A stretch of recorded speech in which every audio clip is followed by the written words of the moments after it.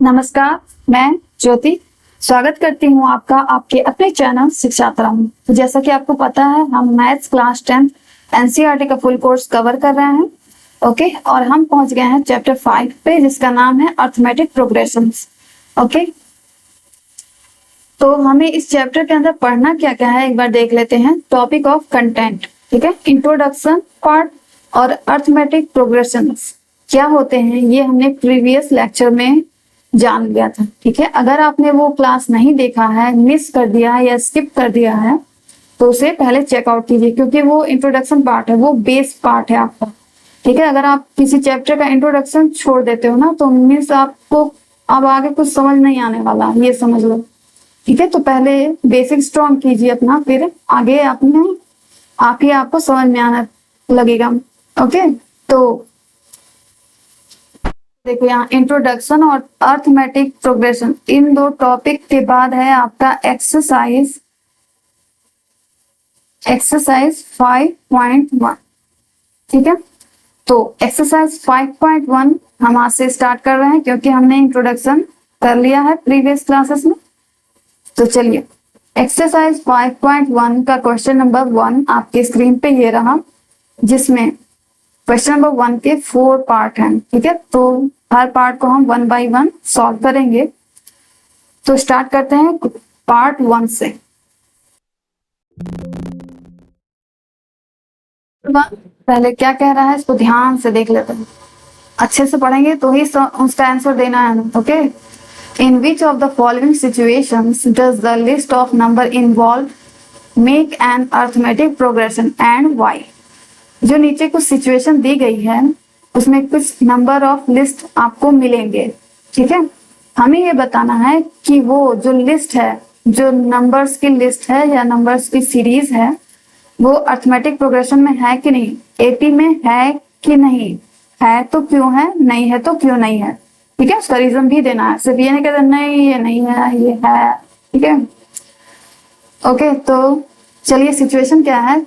The taxi fare after each kilometre when the fair is क्या है 15 rupees for the first kilometre and 8 rupees for each additional kilometre. एक taxi का किराया हर 1 kilometre के बाद, 1 kilometre के बाद है आपका 15 रुपए। ठीक है, एक टैक्सी का किराया है आपका पहले किलोमीटर के लिए 15 रुपए लेता है वो।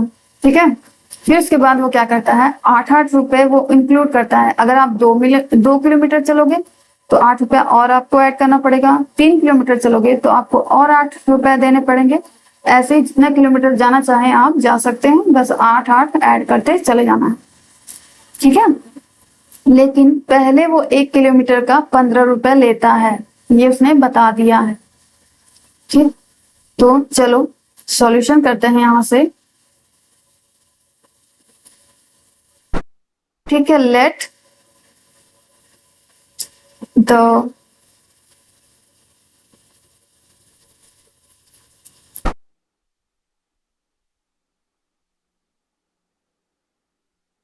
सॉरी, इसमें लेट नहीं करेंगे क्योंकि हमें गिवन है। ठीक है, दे दिया है टैक्सी का किराया, तो क्या लिखेंगे, तो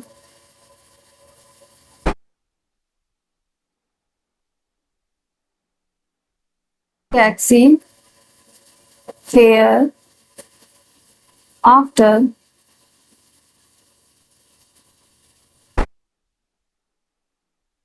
वन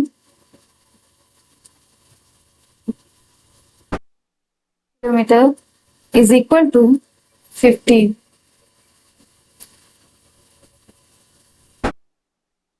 ठीक है, 15 रुपीज 1 किलोमीटर के लिए किराया है 15 रुपीज। फिर the taxi fare after 2 kilometre, 2 kilometre के लिए क्या करना पड़ेगा हमें, 15 में क्या करना है, एडिशनल किराया क्या है 8 रुपया, 8 ऐड करना है, तो क्या आ जाएगा 23। ठीक है, इतने रुपीस आपको देने पड़ेंगे 2 किलोमीटर के लिए। एंड फॉर 3 किलोमीटर 3 किलोमीटर के लिए क्या करना पड़ेगा, 15 पहले किलोमीटर का किराया, फिर 8 जोड़ेंगे ये दूसरे किलोमीटर का किराया, अब तीसरे किलोमीटर का किराया ये हो जाएगा। तो क्या आ जाएगा,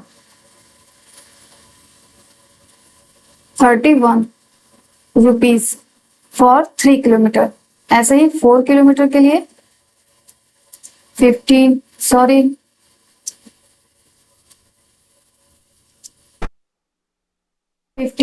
प्लस 8 प्लस 8 क्या हो जाएगा आपका 39 रुपीज। ठीक है, ऐसे ही आते चला जाएगा। ठीक है, आप जितना किलोमीटर जाना चाहो जा सकते हो। तो ये जो हमें सीरीज मिली है, कौन सी सीरीज, 15, 23, 31, 39, ये जो सीरीज मिली है, अभी हमें ये बताना है कि ये एपी में है या नहीं है, तो क्यों है, नहीं है तो क्यों। तो एपी की क्या खासियत होती है कि सेकंड टर्म में से अगर फर्स्ट टर्म घटाएं, अगले में से पिछला वाला टर्म घटाएं, तो वो जो डिफरेंस होता है वो बिल्कुल सेम आना चाहिए, हर डिफरेंस। ठीक है, सारा डिफरेंस सेम आना चाहिए। तो 23 में से 15 माइनस करो, क्या आएगा 8। 31 में से 23 माइनस करो, क्या आएगा 8। 39 में से 31 को माइनस करो, क्या आएगा 8। तो ये आपका आ रहा है फिक्स्ड नंबर। ठीक है, तो कॉमन डिफरेंस सेम है इस सीरीज में, it means it is an AP series. दी गई नंबर ऑफ लिस्ट, ये जो नंबर ऑफ लिस्ट हमें मिला है वो एपी में है। ठीक है, arithmetic progression, sorry AP series नहीं लिखेंगे अब, एपी, क्योंकि फॉर प्रोग्रेशन जो कि सीरीज का मतलब होता है। ठीक है, इट इज एन एपी, ये एपी में है। ओके, ये फर्स्ट पार्ट हुआ क्वेश्चन नंबर 1 का। अब सेकंड पार्ट देखिए क्या कह रहा है, the amount of air present in a cylinder when a vacuum pump removes 1/4 of the air remaining in the cylinder at a time. देखो, कुछ एयर का अमाउंट, कुछ हवा की मात्रा उपस्थित है किसमें, एक सिलेंडर में। ठीक है, फिर कितनी है यही नहीं दिया है। ठीक है, तो हमें खुद से लेट करना पड़ेगा, सपोज करना पड़ेगा। तो चलो खैर, आगे क्या कह रहा है, व्हेन अ वैक्यूम पंप, एक वैक्यूम पंप है जो कि एयर को निकाल रहा है सिलेंडर में से, कितना निकालता है 1/4 of the air remaining in the cylinder at a time, एक बार में। ठीक है, वो पंप जो है एक बार में जितना भी अमाउंट है एयर का, उसमें से 1/4 निकाल ले रहा है। ठीक है, बात समझ में आ रही है, नहीं आ रही है तो हम इस क्वेश्चन को करेंगे, एकदम मैं डिटेल में बताऊंगी तो आपको समझ आ जाएगा। अब इस क्वेश्चन में हमें लेट करना पड़ेगा। ठीक है, क्यों लेट करना पड़ेगा, क्योंकि हमें दिया नहीं है कि एक्चुअली में कितना एयर था। ठीक है, let the amount of air present in a cylinder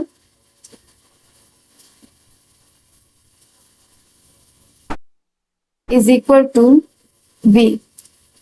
ठीक है, V मैंने V फॉर वॉल्यूम सोच के लिया हुआ है। V आप X Y Z कुछ भी ले सकते हो। ठीक है, मैंने V लिया हुआ है कि सपोज V वॉल्यूम था, कुछ अमाउंट था तो V था।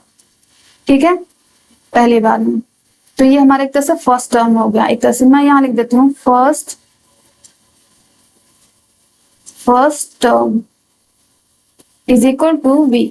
ठीक है, अब सेकंड टर्म कैसे आएगा,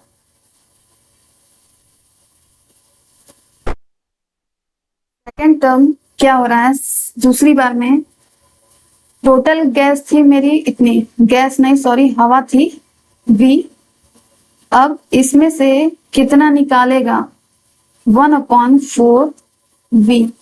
ठीक है, V में से 1/4 निकालेगा। तो चलो इसको सॉल्व करो, क्या आ जाएगा 1 - 1/4, जब हम V कॉमन कर लेंगे तो। ठीक है, अब इसको सॉल्व करो। 4 क्या आ जाएगा, क्रॉस मल्टीप्लीकेशन से 4 माइनस 1, ओके, एंड v। 4 में से 1 गया, क्या बचा 3 एंड 4, 3/4v। तो हमारा ये सेकंड टर्म, जो सेकंड टर्म है वो हमारा आ गया 3/4v। ठीक है, फर्स्ट टर्म v है जो कि हमने सपोज किया था, तो सेकंड टर्म हमारा 3/4v आएगा। Okay great. अब थर्ड टर्म, थर्ड टर्म का मतलब कि तीसरी बार क्या हुआ होगा थर्ड टर्म में। देखो अब उसमें गैस कितनी बची है, अभी भी ही है नहीं ना, अब तो उसमें गैस बची है 3/4v। ठीक है, अब इसमें से लेगा 1/4v। बात समझ में आ रही है। लेकिन देखो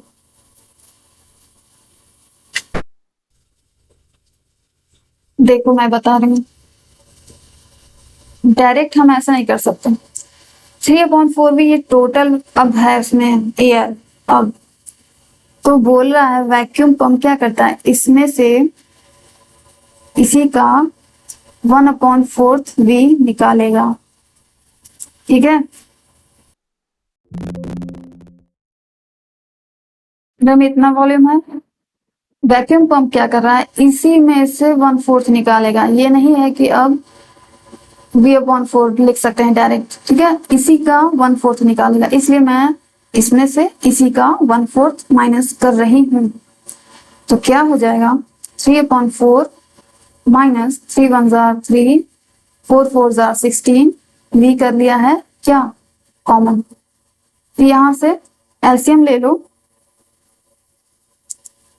आ जाएगा 16, 4 4 16, तो 4 आया, 4 का 3 में मल्टीप्लाई करोगे क्या आ जाएगा 4 3 12, फिर 1 आया, 1 3 3, ये आ गया। 12 में से 3 गया 9, 9v/16, ये आया थर्ड टर्म। फर्स्ट टर्म हमारा ये आया निकल के, सेकंड ये है, सॉरी ये थर्ड है, तो मैं यहां भी लिख देती हूँ थर्ड क्या आया हमारा 9/16v। ठीक है, ऐसे ही हम माइनस करते चले जाएंगे। तो ये जो हमें नंबर ऑफ लिस्ट मिली है ना, मैं यही इसलिए लिख रही हूँ कि अभी मैं दूसरे पेज पे लिखूंगी ना तो हो जाएगा गड़बड़, तो इसको इरेज कर देते, मैंने वहां लिखा हुआ है साइड में।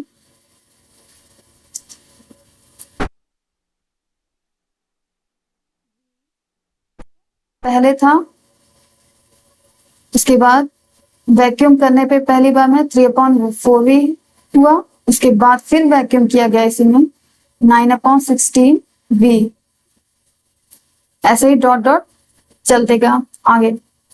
अब इसको कॉमन डिफरेंस निकालो। कॉमन डिफरेंस जिसको हम डी से डिनोट करते हैं, क्या करते हैं सेकंड में से फर्स्ट टर्म को माइनस करते हैं। 3/4v माइनस v करो क्या आएगा 3/4 माइनस 1। अगर v कॉमन लेते हैं तो इसके बाद 4 का 4, 3 minus 4, v is equal to क्या हो जाएगा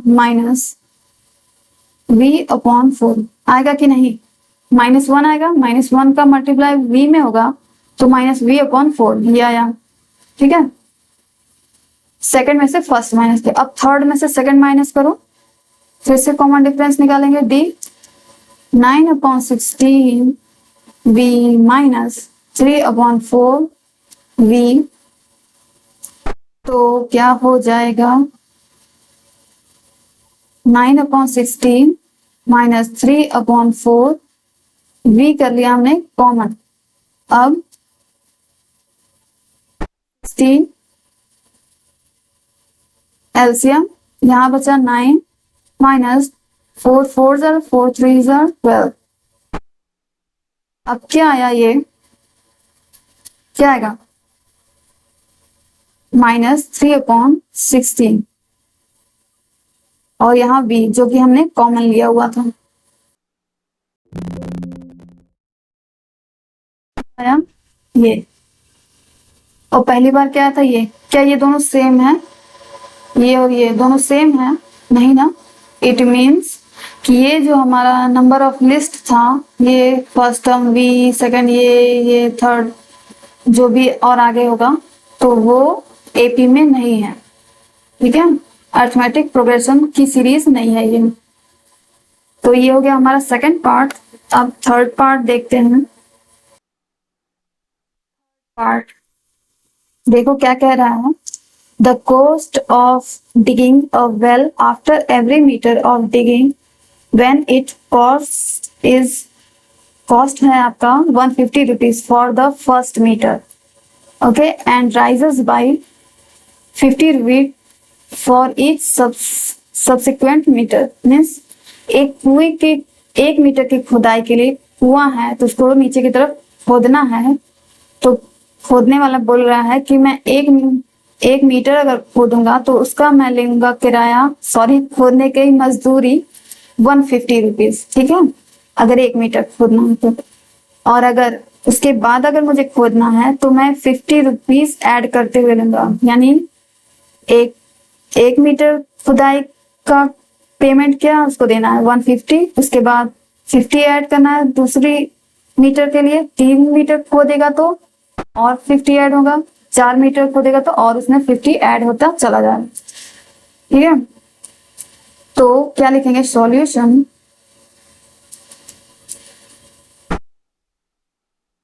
कॉस्ट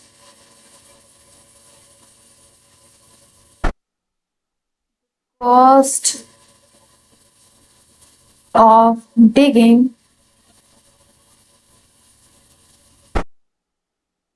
a well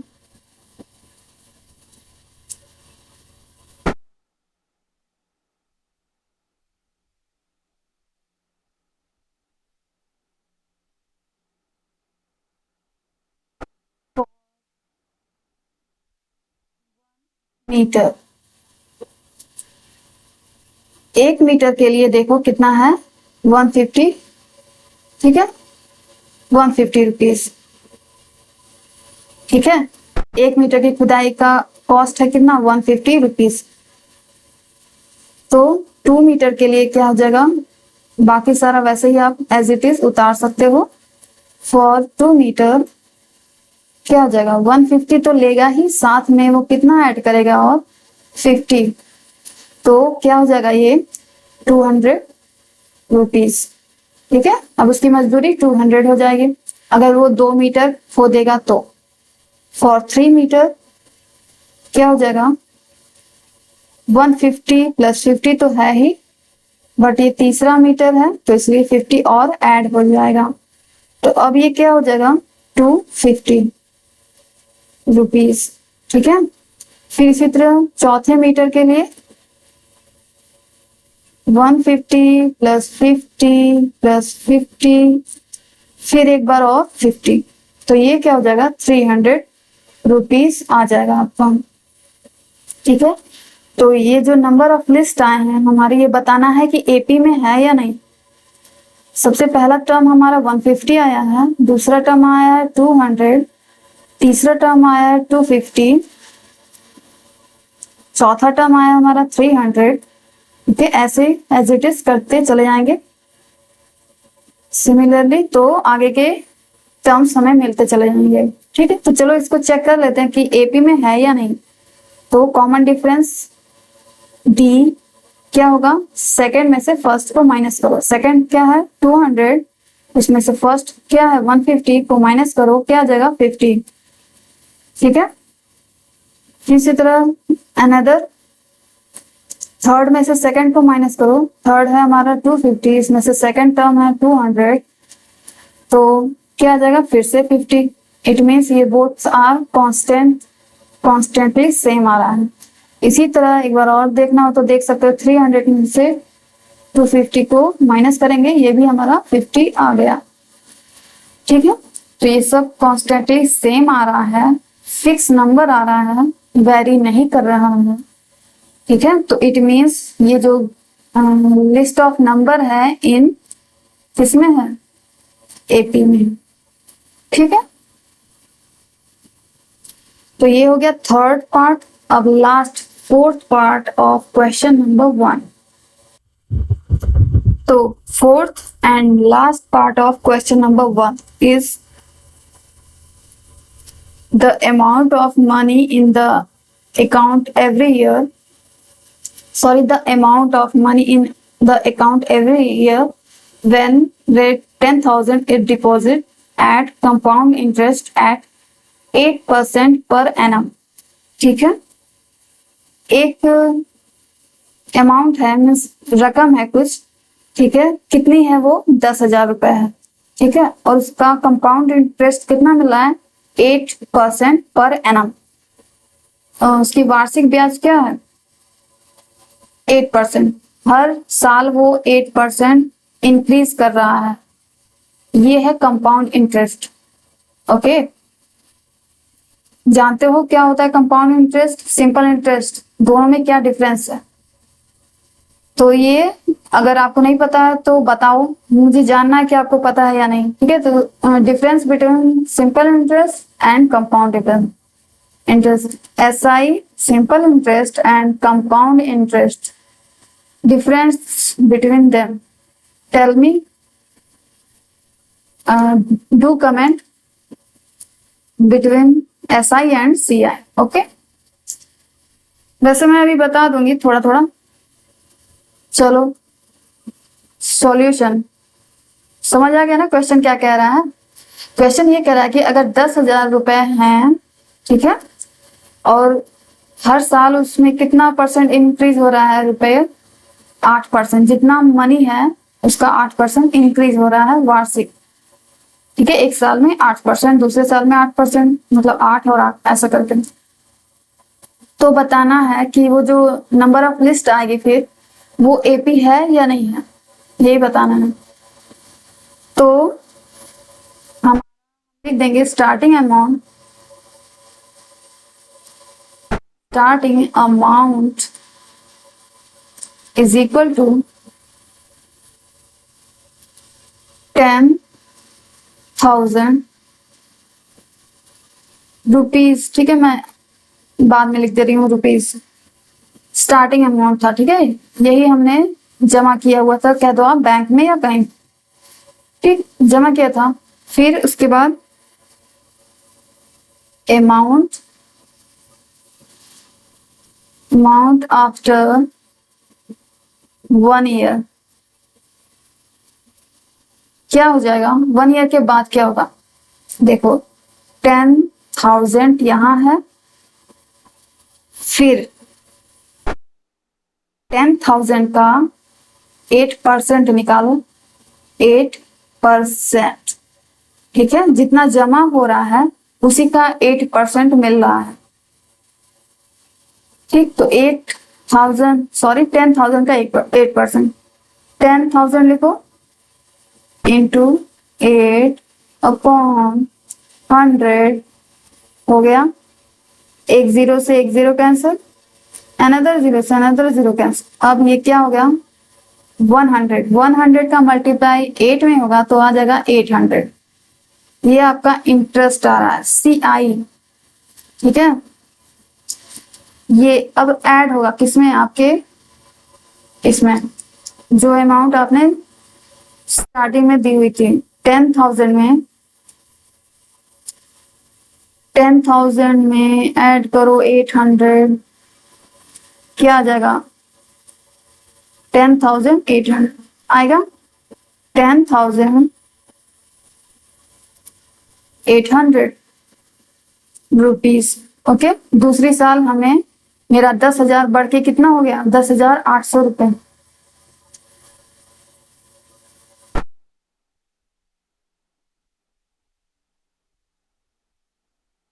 फिर अमाउंट आफ्टर 2 years,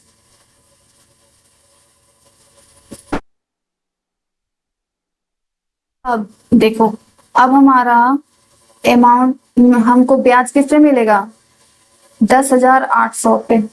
ठीक है, यही होता है कंपाउंड इंटरेस्ट और सिंपल इंटरेस्ट में अंतर। सिंपल इंटरेस्ट रहता तो हमारा इस पे जो हमारा प्रीवियस अमाउंट रहता है 10,000, इसी पर हमें ब्याज मिलता है। बात समझ में आ रही है? जबकि कंपाउंड इंटरेस्ट में हमें जो बाद वाला जो हमारा लास्ट अमाउंट रहता है ना, उस पे हमें इंटरेस्ट मिलता है। ठीक है, ये होता है डिफरेंस। फॉर्मूला लिख देना कमेंट में, दोनों का फॉर्मूला क्या होता है। दोनों का फॉर्मूला अलग अलग होता है, तो आप फॉर्मूला लिख सकते हो SI एंड CI का। SI means simple interest, CI means compound interest का फॉर्मूला लिखना कमेंट बॉक्स। ओके, तो ये अब इस पे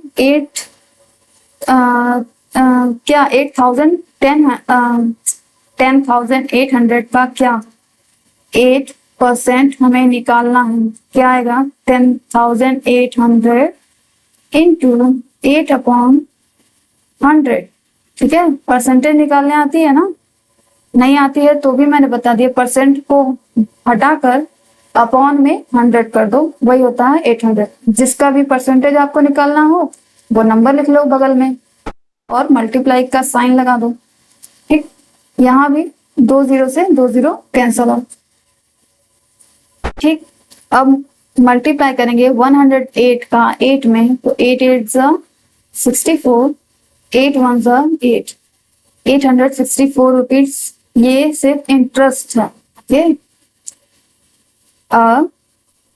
ये किसमें ऐड होगा?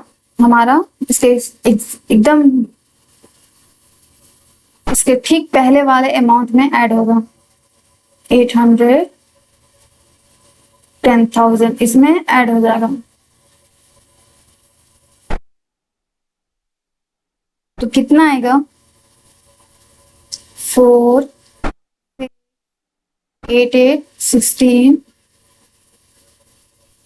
11664 रुपीज। ये क्या है? 11,664।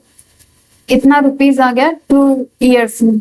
फिर इसी तरह 3 इयर्स का निकालना हो तो हम क्या करेंगे? इसको नहीं पकड़ेंगे, ये जो लास्ट अमाउंट है हमारा उसका हम 800 मतलब 8% निकालेंगे।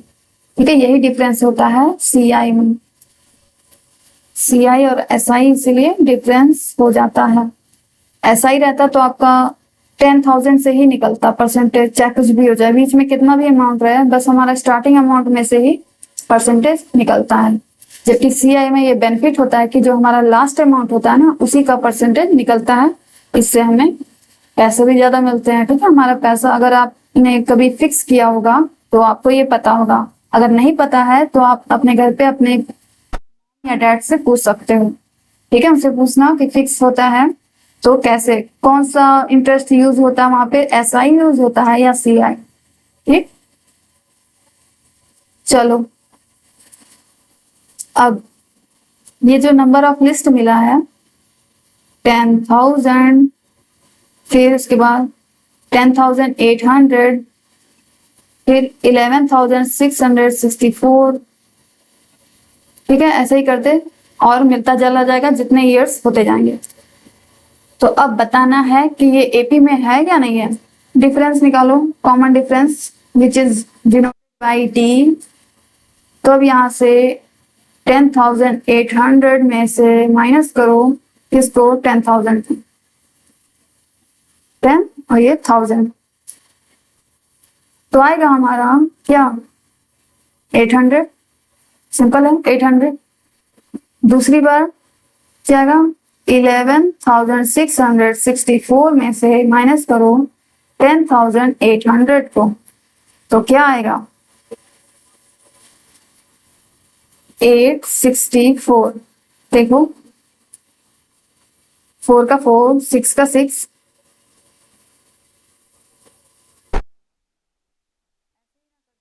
10 800।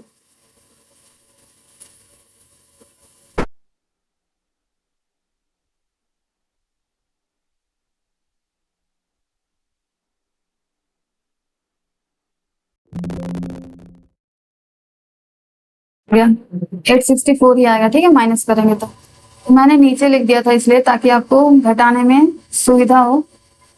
ठीक है, अगर ऐसे नहीं समझ आ रहा हो तो देखो अब ये डिफरेंस जो है हमारा कॉमन डिफरेंस क्या सेम आया? नहीं ना, ये नॉट सेम है।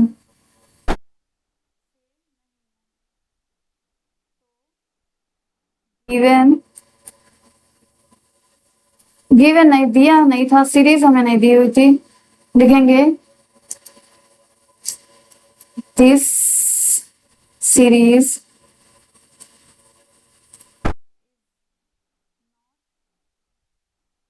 इन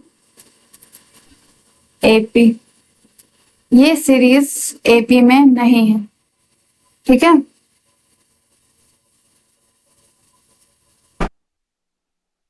बात समझ में आ गई? ये एपी में नहीं है, क्यों? क्योंकि यहाँ जो कॉमन डिफरेंस आ रहा है ना सेकंड और फर्स्ट टर्म का और थर्ड और सेकंड टर्म का, वो सेम नहीं आ रहा। ठीक है, तो बात अब तक समझ आ ही गई होगी कि आगे वाले में से पीछे वाला को माइनस करो, फिर उसके आगे वाले से उसके पीछे वाले को माइनस करो। अगर वो जो डिफरेंस है वो सेम आता है तो एपी में है, अदरवाइज नहीं है। और बाकी कुछ आपको सिचुएशन दी हुई थी, जो कि ये सारी सिचुएशन थी, बहुत अच्छी अच्छी सिचुएशन दी हुई थी जो हम डेली लाइफ में अपने देखते हैं, बट उसको कभी नोटिस नहीं किया। ठीक है, तो अब से नोटिस करना आप। ठीक,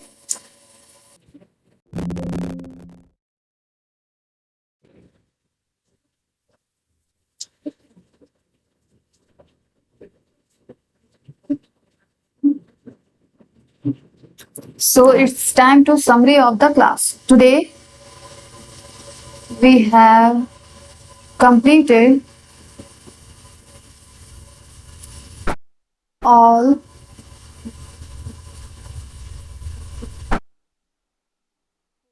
parts of question number 1, okay, of exercise, ठीक, एक्सरसाइज 5.1 का पहला क्वेश्चन किया हमने, जिसके टोटल कितने पार्ट्स थे? 4 पार्ट्स थे। ठीक है, तो उसे हमने आज की क्लास में किया है, बाकी के क्वेश्चन हम लोग आगे करते रहेंगे। तो तब तक के लिए थैंक्स फॉर वॉचिंग।